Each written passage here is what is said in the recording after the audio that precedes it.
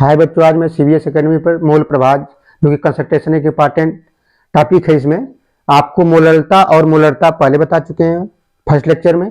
Second lecture में आ रहा है आपका मोल प्रभाज, जो कि बहुत ही इंपॉर्टेंट टॉपिक है ये। और ये कैसे आप जेई और नीट के क्वेश्चन कैसे इस पे पूछे जाते, सारे क्वेश्चन आपको डाउट क्लियर हो जाएंगे आज। सबसे पहले इसका डेफिनेशन देखेंगे। डेफिनेशन क्या कहती है मोल प्रभाज की, यानी किसी विलयन में उपस्थित विलेय तथा विलायक के घटक, यानी किसी विलयन में उपस्थित विलेय या विलायक के घटक तथा उस विलयन के कुल मोलों की संख्या के अनुपात को हम मोल प्रभाज कहते हैं। पहले डेफिनेशन देख लीजिए। किसी विलयन में उपस्थित किसी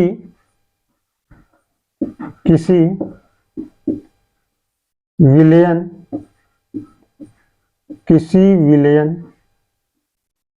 में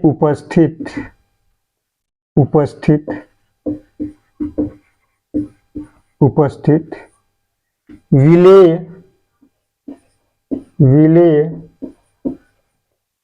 या विलायक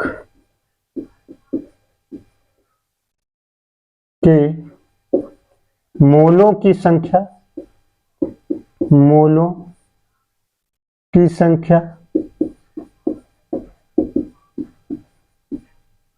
तथा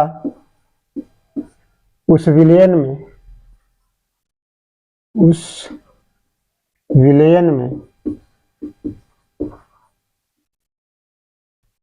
या तथा उस विलयन के कुल मोलों की संख्या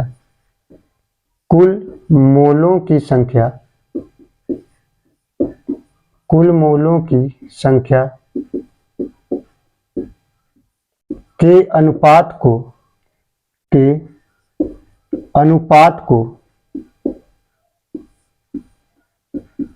मोल प्रभाज कहते हैं। मोल प्रभाज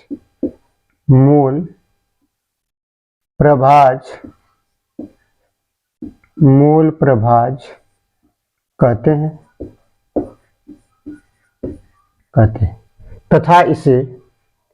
तथा इसे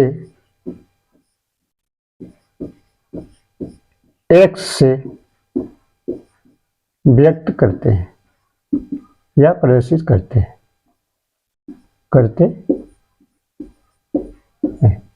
सबसे पहले मोल प्रभाज की डेफिनेशन क्या है, तो आप कहेंगे कि किसी भी विलयन में उपस्थित घटक, यानी जो भी विलयन पढ़ना आपको क्या पढ़ना है कि बाइनरी सॉल्यूशन। हमने आपको पहले बता चुका है कि क्या होता है, कि बाइनरी सॉल्यूशन होता है कि वह विलयन जिसमें दो घटक उपस्थित होते हैं, यानी विलेय और विलायक से बने विलयन को हम द्विअंगी विलयन कहते हैं। और द्विअंगी विलयन में देखिए विलेय लिखा है, विलायक लिखा है।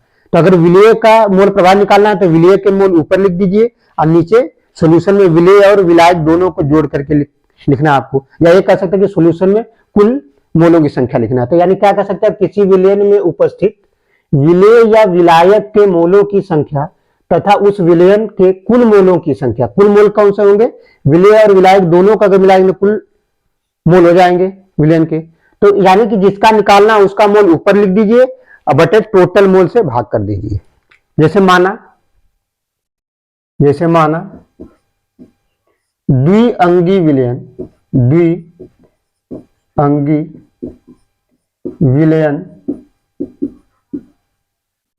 जिसमें विलेय ए है तथा विलायक बी है, जिनके मोल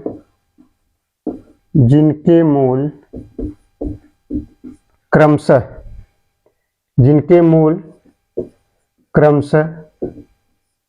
मोल को कैसे लिखते हैं, यन से। तो यन ए तथा यन बी है, तो आपको एक चीज होगी, हम जो भी चैप्टर में पढ़ रहे हैं कि द्विअंगी सॉल्यूशन है, यानी कि बाइनरी सॉल्यूशन है, उसमें दो ही घटक से मिलकर बना होगा। तो जो पहला घटक विलेय है, दूसरा क्या है, विलायक है। विलेय को हम जो है ए मान लेते हैं और विलायक को बी मान ले रहे हैं। अब उसका निकालना है तो इनके मोल भी चाहिए, तो मोल एन ए हो जाएगा और एन बी, यानी जो विलेय है उसका मोल कितना है एन, और जो ए है बी, तो एन बी से लिख दिए। अब इसको निकालना आपका मोल फ्रैक्शन, जिसे हम किससे लिखते हैं एक्स से, तो एक्स ए यानी कि क्या लिखेंगे, विलेय, क्योंकि हमने ए को विलेय माना है। बराबर क्या हो जाएगा, मोल फ्रैक्शन है तो मोल फ्रैक्शन क्या कर रहा है कि जिसका निकालना उसके मोल, यानी कि क्या हो जाएगा एन ए, विलेय का मोल हमको ए का निकालना है तो ऊपर एन ए लिख देंगे और नीचे क्या लिख देंगे N A plus N B, यानी कि टोटल मोल। ये हो गया। अगर आपको एक्स बी निकालना है, एक्स बी यानी ये क्या है, विलायक, विलायक है, तो ये क्या कर देंगे आप, यहां पे एन बी लिखेंगे, यानी कि जिसका निकालना है उसको ऊपर लिखिए, और नीचे हमेशा टोटल ही होगा, नीचे कोई कंफ्यूजन ही नहीं, तो जिसका निकालना है उसका ऊपर, बाकी दोनों को जोड़ देंगे नीचे, तो n A plus N B. ये दो सूत्र हो गए आपके किसके, मोल फ्रैक्शन के, यानी जिस भी घटक का निकालना हो उसके मोल ले लीजिए, बटे में टोटल मोल कर दीजिए, तो उसका मोल फ्रैक्शन आ जाएगा। जब क्वेश्चन करेंगे तो और समझ में अच्छा आ जाएगा आपको। फिर इसके बाद देखिए किसी भी विलयन में जो मोल फ्रैक्शन होता है उसका टोटल अगर देखा जाए तो 1 होता है, 1 से ज्यादा मोल फ्रैक्शन नहीं होगा, यानी दोनों घटकों का जो योग होगा, यानी आप अगर ऐसे कर दें इसको एक्स ए प्लस एक्स बी को अगर जोड़ दीजिए तो हमेशा 1 होगा। कितना होगा, 1। यानी अगर आप एक्स ए यानी विलेय का मोल फ्रैक्शन पता चल जाए तो एक्स बी का निकालना ही नहीं पड़ेगा, आपको 1 में से घटा दीजिए तो एक्स बी आ जाएगा। यानी क्या कर सकते हैं आप, यानी इसका एक्स बी अगर निकालना हो तो क्या लिख सकते हैं, 1 माइनस एक्स ए, या आप ये भी कर सकते हैं कि एक्स ए निकालना है तो 1 माइनस एक्स बी कर सकते हैं, या इसको क्या लिख सकते हैं, एक्स ए निकालना है तो 1 माइनस एक्स बी। आपको कोई जरूरत नहीं कि हमेशा ये वाला फार्मूला लगे, एक का अगर पता चलेगा तो एक में से घटा देंगे, क्योंकि दोनों का योग क्या होता है, हमेशा एक होता है। एक का पता चल गया तो दूसरे का निकालना तो एक में से माइनस कर दीजिए। जैसे एक एग्जांपल करा रहे हैं तो और क्लियर हो जाएगा आपका। एग्जांपल देख लीजिए इसमें, यदि किसी विलयन में एथिलीन ग्लाइकाल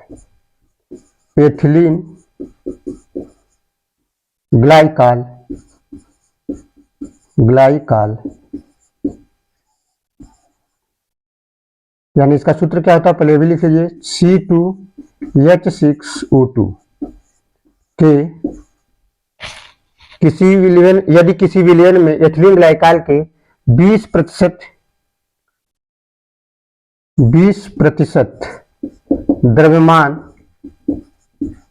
द्रव्यमान उपस्थित हो या उपस्थित है, तो विलयन में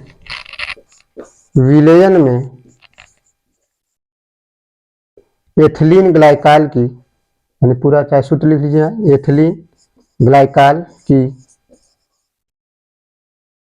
मोल अंश की गणना कीजिए, या मोल प्रवाह, जिसी को मोल अंश भी कहते हैं, मोल अंश की गणना कीजिए। एनसीईआरटी का एग्जांपल होता है, नीट जेईई जैसे पेपर में आता है, गणना कीजिए। ये क्वेश्चन हो गया। अब आपको यहां बहुत कुछ समझना है। इसमें आपको पूछा एथिलीन ग्लाइकाल का मोल फ्रैक्शन, यानी मोल फ्रैक्शन निकालना तो आपको क्या चाहिए, नंबर ऑफ मोल्स, मोलों की संख्या।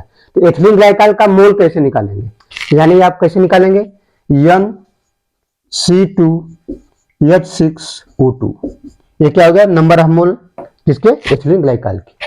तो जब भी जिसका निकालते हैं उसका वेट लिखते हैं, अब बटे में क्या लिखते हैं, उसका मॉलिक्यूलर वेट, यानी कि वेट इसका कितना दिया है, 20। ठीक है, 20% का मतलब क्या है, यानी कि 100 ग्राम में 20 ग्राम क्या है, एथिलीन ग्लाइकाल है, 80 ग्राम क्या है, वाटर है। इसका मतलब होता है, ये आप जो कंसंट्रेशन पढ़ रहे हैं इसका बहुत मतलब इस क्वेश्चन में 20% द्रव्यमान का मतलब कि द्रव्यमान प्रतिशत दिया हुआ, इसका मतलब कि द्रव्यमान प्रतिशत हमेशा 100 ग्राम में निकाला जाता है। गलती हो जाती है अगर इसका, अगर मतलब आप नहीं समझ लीजिए, पहले हम ये सारे क्वेश्चन करा रहे हैं कि द्रव्यमान प्रतिशत दिया, इसका मतलब कि 100 ग्राम में 20 ग्राम एथिलीन ग्लाइकाल है तो 80 ग्राम क्या बच जाएगा, जल।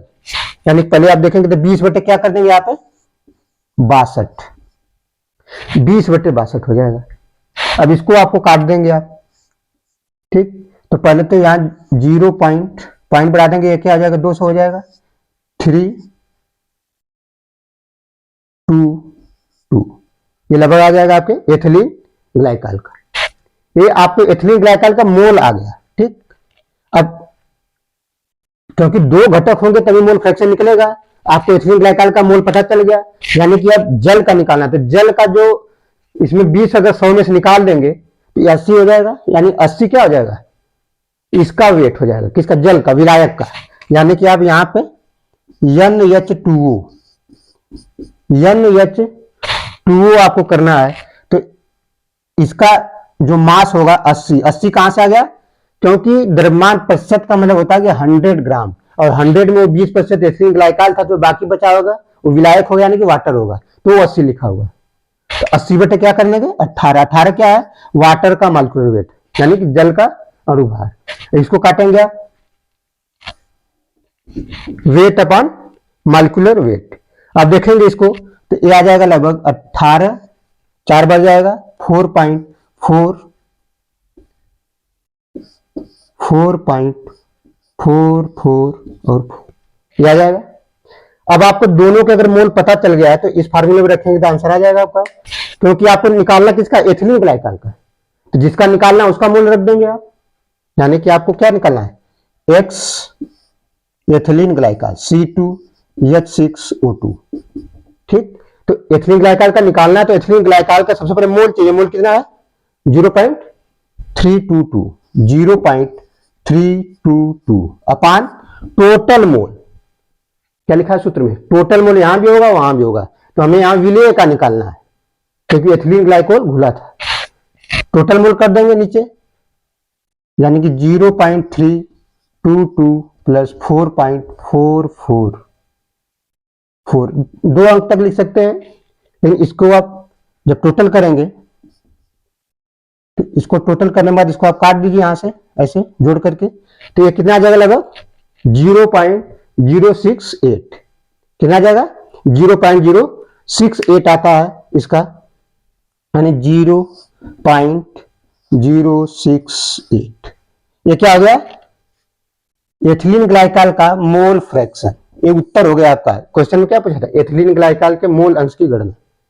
अब आपको जल का नहीं पूछा, लेकिन जल का भी निकालना हो तो क्या करेंगे आप, XH2O अगर निकालना हो, XH2O, तो XH2O निकालने के लिए आप इसका यूज मत करिए, फिर डायरेक्ट जो दिया गया है कि अगर एक अवयव का, एक घटक का आपको पता है तो दूसरे का निकालने के लिए एक में से आप माइनस कर दीजिए, इतना फिर लंबा चौड़ा गुणा भाग करने की जरूरत नहीं, क्योंकि अब दूसरा बार अगर जल्दी करना है क्वेश्चन, तो आप अगर वाटर का निकालना है तो पहले वाटर का कितना मोल आ रहा है, वाटर का देखिए 4.44, तो ऊपर 4.44 रख देंगे और नीचे टोटल कर देंगे, जैसे 0.322 और 4.4, फिर भाग करेंगे इतना आएगा, तो उसमें आपका समय जाएगा।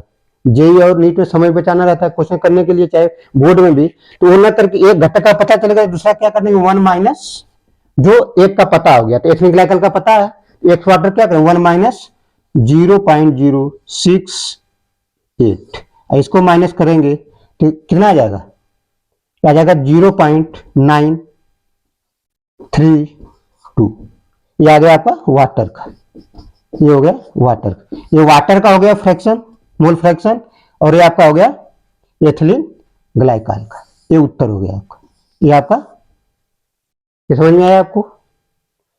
ये बहुत बेहतरीन क्वेश्चन, इसी तरीके से आपको निकालना है कंसंट्रेशन समझ करके, आपको काम चलाने वाले एग्जाम्पल लगाएंगे तो हर क्वेश्चन में फंसते जाएंगे। एक कंसेप्चुअल है, एक क्वेश्चन बहुत बेहतरीन है, इसी तरीके से किसी का भी दिया हो जिसका भी मोल फ्रैक्शन निकालना, उसके मोल निकाल करके ऊपर कर दीजिए, नीचे में टोटल का भाग कर दीजिए।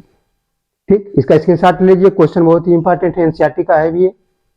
0.068 आया एथिलीन ग्लाइकॉल का, 0.932 आया वाटर का, तो वाटर का यहाँ पूछा नहीं था, हमने बता दिया है, यहाँ पे कुल एथिलीन ग्लाइकॉल का यही वाला आंसर निकालना। इसको मिटा रहे हैं हम, देख लीजिए पहले एक बार अच्छे से इसको।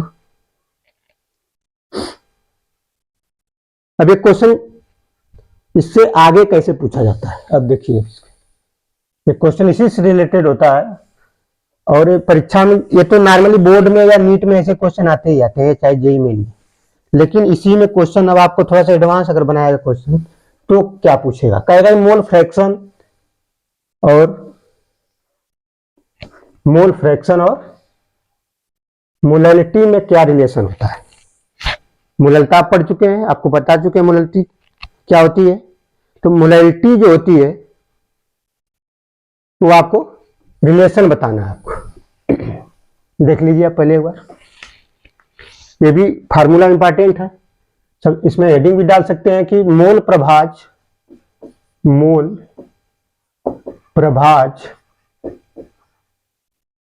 तथा मोलैलिटी यानी मोललता में संबंध। मोललता में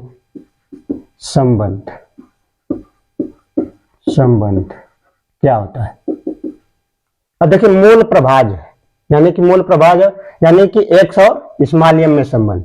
तो सबसे पहले मोल प्रभाज आपको अभी बताया, तो मोल का जो दो घटक लेंगे द्विअंगी विलयन में, यानी विलय को अगर माना, इसमें आप लिख सकते हैं यहाँ पे माना विलय ए है तथा विलायक बी है। तो आप क्या करेंगे, आप एक्स ए बराबर क्या हो जाएगा, एन ए, जो कि पीछे भी जो पढ़ रहे थे इसी टॉपिक में, n A plus N B. दूसरा क्या लिख देंगे आप, एक्स बी बराबर n B upon n A plus N B. इसमें रिलेशन हमको निकालना है कि यम और यम में क्या संबंध होगा। तो आपको x A upon x B कर दीजिए, तो ये क्या हो जाएगा, n A upon n A plus N B upon n B upon n A plus N B. अब देखिए ये सेम है तो कट जाएगा, इसका मतलब ये बराबर में क्या लिख देंगे आप, n A upon n B. क्या आप ऐसे लिख सकते हैं कि एक्स ए बराबर x A upon x B बराबर n A upon n B, यानी जो एन ए या एन बी क्या है, नंबर ऑफ मोल है। तो नंबर ऑफ मोल जब हो रहा है तो नंबर ऑफ मोल कैसे लिखेंगे आप, वेट अपान मल्टीपल वेट होता है, यानी इसको क्या लिख सकते हैं, W A upon M A, M B का क्या हो जाएगा, W B upon M B. ठीक, तो इसको आप लिखेंगे जब, तो कुछ ऐसे रिलेशन बन जाएगा, W A multiplied M B upon M A into W B. ये रिलेशन आया इसका इसके साथ, ये आपको याद रखना है। अब इसको हमको मोलैलिटी के साथ रिलेशन बनाना है, तो इसमें 1000 का इधर गुणा कर दीजिए, 1000 का इधर, यानी x A upon x B into 1000। क्यों गुणा किया गया अभी बता देंगे, कारण उसका क्या है, W A into W M B upon M A into W B into 1000। 1000 गुणा क्यों किया, क्योंकि आप मोललता में पढ़े होंगे तो हमने बताया था कि मोलों की संख्या किसी विलेय पदार्थ के या विलेय का मोलों की संख्या 1000 ग्राम में या 1 किलोग्राम में। तो 1 किलोग्राम में अगर आप लेते हैं वही क्या कहती है, मोललता कहलाती है, इसलिए यहाँ 1000 का गुणा किया। ठीक, तो अब आप देखेंगे यहां से रिलेशन निकालना है, तो x A upon x B, ये जो एम बी है आप यहां लेकर चले आइए, एम बी यानी मॉलिक्यूलर वेट किसका, विलायक का। अब गुणे क्या है 1000 बराबर, अगर ये पूरा हट जाएगा तो आपको क्या हो जाएगा, W A upon M A into W B. यहां का जो एम बी था इसके नीचे चले आए, यहां गुणा कर दिए आप 1000 का। तो आपको अगर सूत्र याद हो कि जो मोलैलिटी में सूत्र हमने लिखवाया था क्या होता था, डब्ल्यू ए अपान एम ए, यानी कि नंबर ऑफ मोल, ये क्या था, विलायक का वेट था। ये सूत्र किसका है, स्मॉल एम, यानी कि मोलैलिटी का आ गया। तो रिलेशन क्या बन जाएगा आपका, X A upon x B into M B multiplied 1000 बराबर स्मॉल एम। ये आपका रिलेशन आता है मोलैलिटी और मोल फ्रैक्शन में। मोल फ्रैक्शन का संबंध मोलैलिटी के साथ क्या होता है, ये आपको याद रखना, जेई मेन और बोर्ड में ये अच्छे क्वेश्चन बनता है। मोल फ्रैक्शन दे देगा, मोलरिटी पूछेगा, मोलरिटी देगा, मोल फ्रैक्शन निकालना, तब आप क्वेश्चन फंस जाए। एक स्टैंडर्ड क्वेश्चन जो जेई वगैरह में आता है इस सवाल पे आता है, या रिलेशन भी आपसे पूछ सकता है बोर्ड में, तो ये आपको निकालना है। ठीक, अब देख लेंगे इसमें और क्या परिवर्तन हो सकता है। अभी जो पिछले में हम लिखाया था कि जो एक्स ए होता है प्लस एक्स बी, एक्स ए प्लस एक्स बी बराबर 1 है, तो एक्स ए बराबर क्या लिख सकते हैं आप, 1 माइनस एक्स बी। तो इससे यहाँ रिप्लेस भी कर सकते हैं। इसका दूसरा फार्मूला क्या हो सकता है, एक्स ए इंटू 1000 अपान एक्स बी की जगह क्या रख सकते हैं यहाँ पे, यानी एक्स बी की जगह क्या रख देंगे आप, 1 माइनस एक्स ए इंटू एम बी। ये भी क्या हो गया, बराबर यम, यानी कि ये मोलरिटी का, ये दोनों ही सूत्र होते हैं, ये लगा सकते हैं, चाहिए लगा सकते हैं। ये क्या है, मोल प्रभाज, और यानी मोल प्रभाज को एक्स से लिखते हैं, हम यहां लिख सकते हैं, और मोललता को हम स्मॉल यम से लिखते हैं, यानी इसमें जो संबंध है, यानी मोल प्रभाज और इसमें संबंध जो होगा, ये आपके फार्मूला निकल कर आएगा। कैसे आया आप देख लीजिए पूरा अच्छे से। मेरी कोशिश रही कि आपको बहुत आसान कर दें और अच्छे एडवांस क्वेश्चन भी आपके सही हो। थैंक यू, धन्यवाद।